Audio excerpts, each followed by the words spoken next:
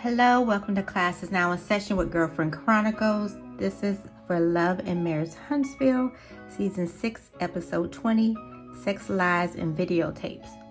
This episode kicks back off with Martell and Chris and Fred talking about the conversation that they had. And Chris Fletcher lets Martell know that the Scotts had got sponsorship. Martell said, you use people and not respect that they used you. That's what's upsetting to him. Like, really, Martell, you use everybody you come in contact with and not even respecting. Case in point, the person who you are speaking to, Chris Fletcher. You are using Chris to allow you to stay in that home instead of getting your tail out. He also stated that the show was started from them buying them out from Holt and Holt. Well, they were not Holt and Holt, but show was created from Holt, where Martell and Mel probably sold them the business, gave them the blueprint of how to do the business, and they bought them out for, yes, pennies on a dollar, but that's how it's supposed to be. You weren't supposed to be spending millions of dollars to get that business. It was created for you to get a leg up, since Marceau was sitting up there working at the movie theater with the big suits on, and Tisha was borrowing cars, and y'all living in other people's property, alleged, in my opinion. And Martell, please don't play with God. Talking about God don't play and I don't play either. That was no comparison. You shouldn't even be using that man's name in vain like that. Next scene is Tisha and Macy and Mila packing their own products, or the white labeled products, in the house of Angela. And what was so funny is when Marceau came in the house and gave Tisha a hug like they were strangers meeting off the street. That is not how you hug your significant other, your lover, your friend, your homie, your whatever, your husband. That is not how you come in and greet your wife. That was so noticeable. Anyway, Marceau has the girls leave out the room because, well, they took their little break. They was tired of packing them probably four little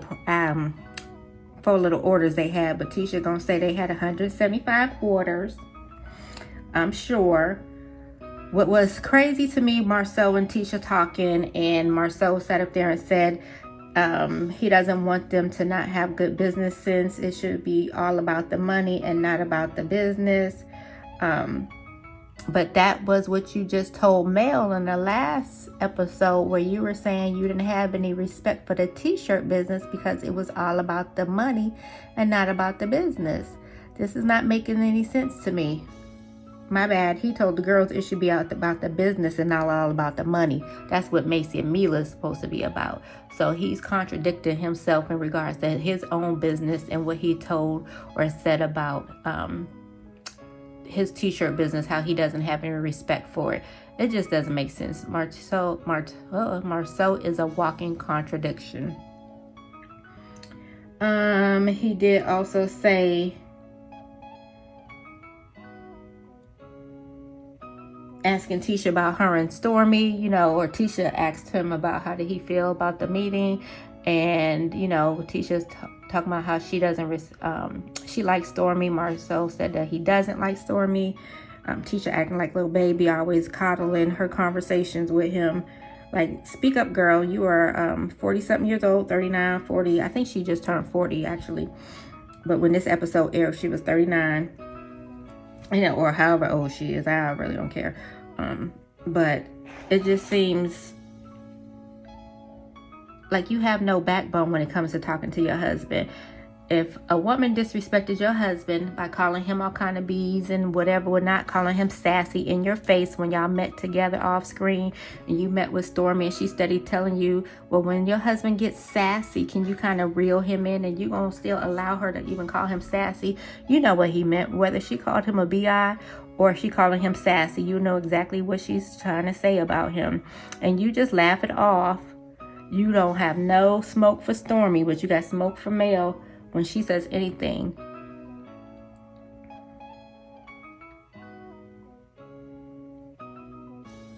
Next is,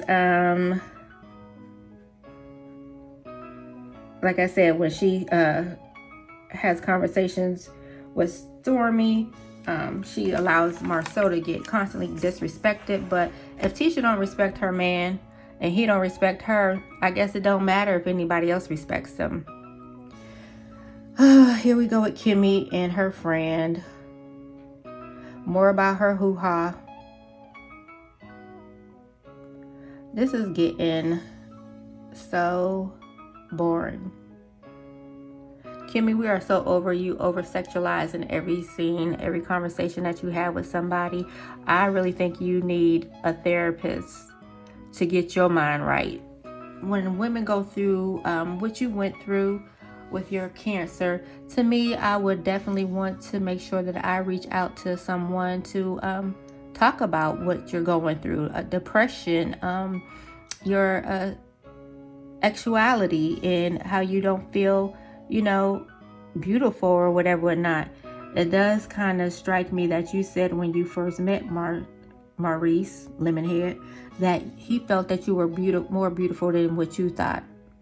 That says a lot about you, that insecure. So basically you were using your body to reel him in, and that's probably what he meant by your beauty. There's no way I would let Lemonhead make me feel any way insecure or that I'm not more beautiful than he is or how he thinks in regards to my looks, because there's no way. But Marceau, Maurice saw you as a money bag, as a come up. That's why I call you Credit Karma Kimmy. You helped to pull him off of somebody's couch, sleeping in somebody else's house, and you brought him to your home. You don't put this man on your deed. Your son done left. Like, you put this man before everything else. So that's why he probably think you prettier. You prettier than you think for your own self. It's not about your looks. It's about what your bank account was looking like. You tell your friend while she's sitting up here showing you all these toys that you and Maurice got all of these toys already. You just gonna add this to the bunch. Your own little Kiko and the size that you said your little balls was that fell in the toilet. Girl, you need rejuvenation down there. You done let this man pounce on you like you are a mattress. Good thing about your little mattress commercial. Don't do that again, girl. Please tell them don't show that mattress commercial ever again. That was a pure setup for them to even give y'all a mattress commercial. Your friend tells you that you should probably do an Exy photo shoot to get a rise out of him, because that's what she did. It wasn't for him necessarily. It was also for herself. Kimmy kind of agrees and said that, give her the number to your person that did your photo shoot. I remember when y'all was meeting, had the couples therapy, when y'all went away on the trip, and Dr. Kit was telling you as a therapist what Maurice had already should have known, and how he was treating you and how he was using you, when he said that he wanted it every day. And he kind of was telling you, like, give her a break, give it a break. Like, that's all you think about. And that's probably all he sees Kimmy for, is for that matter, just as, money in making intimacy. Of course, Maurice didn't listen to Dr. Kitts, because it seemed like anything someone says to him, he sits there and agrees in your face just to probably quiet you up. But in the back of his mind, he gonna do the opposite anyway. So, like, it don't even make sense to even have a conversation with this man about that. That's how you got him. That's how you're going to have to keep him. Whether you feel like it or not, through sickness and in health, he going to make you lie down and take it. But that's what you went into this with, and you just going to have to go ahead on and keep it going. So, Kimmy, please shut up. I'm so tired of you talking about sex. I'm so tired of you talking about your hoo-ha. I'm so tired of you talking about Lemonhead. It's just giving blah, blah, blah, blah, blah, won't. We're over it. I think everybody's over it. I think the whole internet is over it. I think every viewer is over y'all talking about y'all bedroom life. Next, we see Marceau and Tisha talking about Bet on Black casino night. Girl, when he told you leaning like you was a single lady, that ought to tell you something. He got you out here talking about lean in like you a single lady. Y'all been married how long? How are you supposed to remember how to act like a single lady? He's telling you so much with how he treats you, but you just as bad as Maurice. You let things go in one ear and out the other. That was a hint to me. When you said that you can't do sexy, nah ma'am, you can't. You doing stuffed in every outfit you wear. You over sexualizing other things when you trying to impress other people, but that's what this promo is supposed to be for. But when you around your core 6, you want to dress all scandally and all like that, but you don't want to do a commercial talking about you can't do sexy. No, you really couldn't.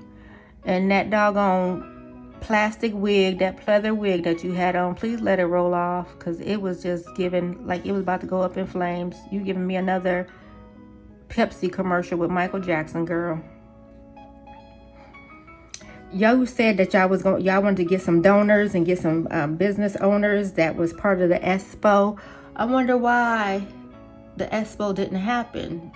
I think Dr. Contessa was the only one that contributed, so she was the only sponsor that y'all could get. Maybe people know by now that y'all are scams and schemes and lies and alibis and all kind of stuff. So more than likely, that's why you didn't get any sponsors.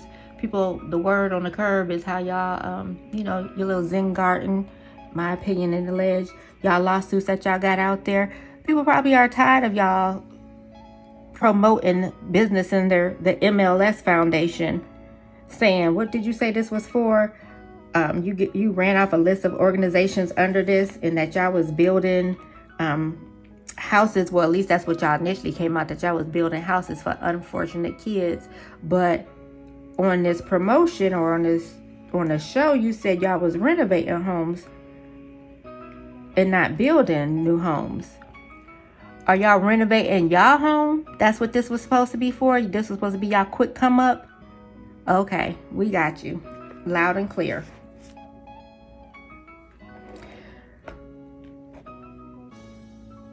Next scene is Marceau called Chris Fletcher messy when he meets up with Martell. I'm like, really? You calling somebody messy, Fupa?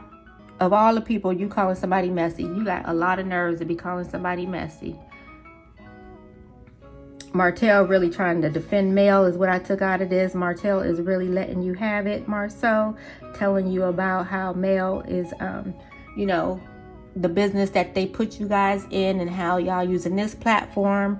This was a lot of unnecessary arguing, because at the end of the episode, we see y'all laughing it off. So kind of scripted to me. It was like y'all was going back and forth, throwing a lot of jabs, unnecessary jabs, telling each other business.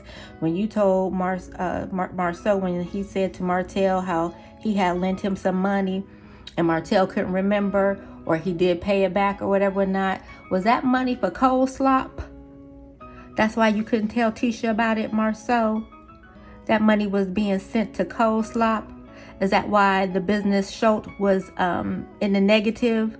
Y'all was probably taking money out there, running around with women, alleged in my opinion, meeting in the back of Black, alleged in my opinion, or in the back of Credit None, alleged in my opinion. Chris Fletcher shows up. Chris Fletcher sitting up there watching y'all two Mitches going back and forth like he was at Wimbledon watching Serena and Venus, and not knowing which one was going to win the crown or the title.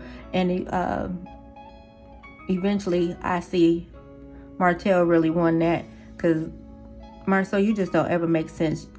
Like Martell said, you like to talk just to hear yourself. You like to argue just to make sure that you are the one that comes out on top. You never let anybody finish a sentence. You always over talking, getting loud, trying to spew out venom. And sometimes you just gotta back down, because he was throwing you jabs and you wasn't even blocking them. He called Chris Fletcher did call him Mayweather in the last episode.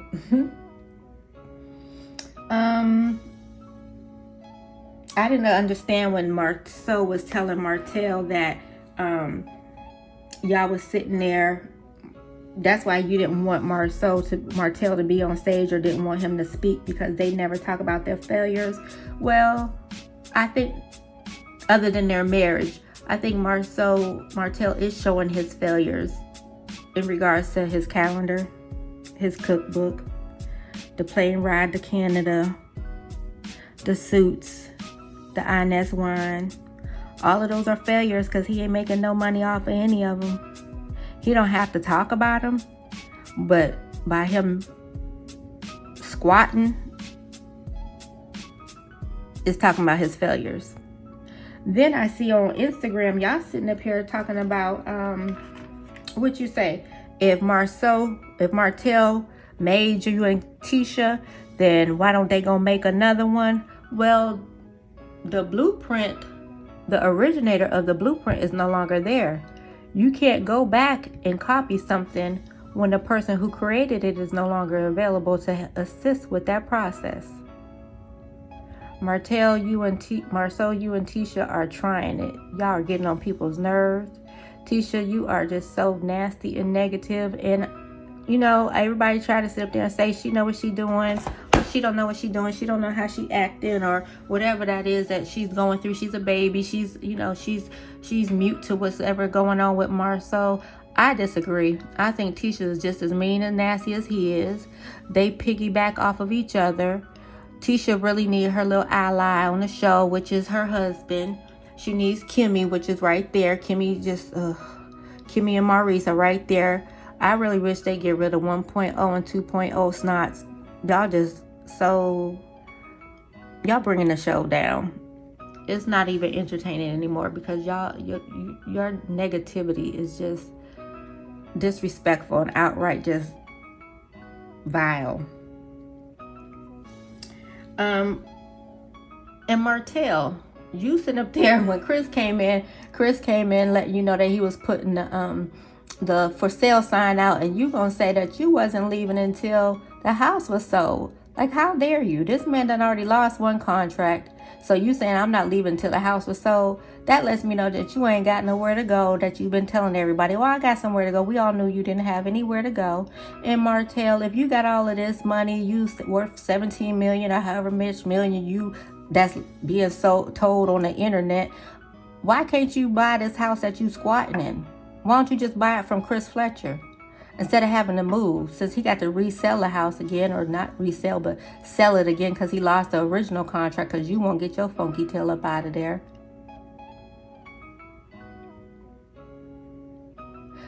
You ain't packed up nothing. I know Chris came in to really look around and see what was going on. That leather couch ain't moved an inch. I'm sure ain't nothing packed up in that house. And like Martell said, he ain't leaving till he has to leave. You should have evicted him. He done gave you this week, next month, next year. That man ain't moving. And that's a doggone shame. Like you said at the beginning, Martell, it's disrespectful for you to use people and have not respect, and then you letting them know that you used them. Like, come on, dude, get it together. You just out of order. Last but not least is Mel and Kiki. Mel skips in her pink, looking good, looking fresh, looking clean. Mel dishes out how the meeting went and how Stormy Marceau got into it. But what made me laugh is how Kiki had already known. Stormy told Kiki about the disrespect about Marceau, and Kiki was letting Mel know after Mel had asked her, you know, what's up with her and Tisha. And she said they kind of taking steps backwards instead of going forward. And how Kiki said, what I did realize, Kiki said Marceau is different since he got on the show and got this money and fame. I'm sure previously he was a jerk and nasty, but he really done showed his tail since he got this money. Kiki also tells Mel about Marcel when they bleep out the person's name, how they had an affair. The girl went out to the club, and her and another girl, and they all had a threesome, alleged in Kiki's opinion. So we're going to see what happens on this next episode. This is the juicy, the next episode is going to be the best episode to me of season 6.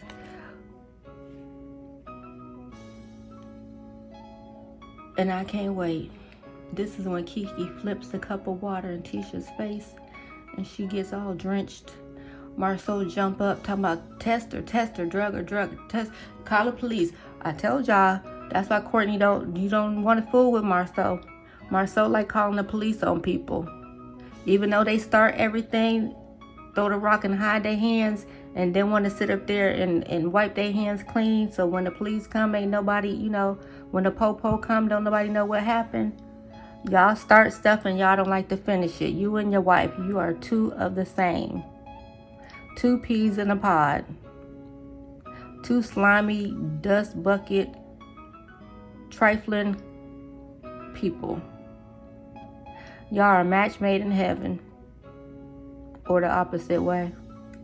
Anyway, I'll catch y'all on the next episode. Like, comment, share, and please subscribe. Thank you.